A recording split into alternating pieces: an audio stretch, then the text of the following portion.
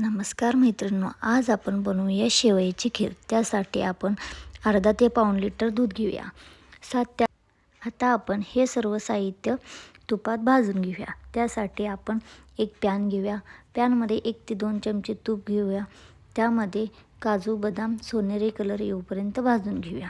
काजू बदाम भाजून झाल्यानंतर शेवयासुद्धा सोनेरी कलर येऊपर्यंत भाजून घ्यायचं। भाजलेलं सर्व साहित्य आटत ठेवलेल्या दुधामध्ये टाकून घ्यायचं आणि सर्व साहित्य टाकल्यानंतर दुधाला एक चांगली उकळी येऊ द्यायची। शेवया थोड्या शिजत आल्यानंतर आपण त्यात एक अर्धा वाटी साखर घालू शकता। तुम्हाला जास्त गोड लागत असेल तर तुम्ही अजून थोडी साखर घालू शकता। कमी गोड लागत असेल तर तुम्ही साखर थोडी कमी घालायची। अशा तऱ्हेने शेवयाची खीर खूप छान लागते। नक्की करून बघा, तुम्हाला खूप आवडेल।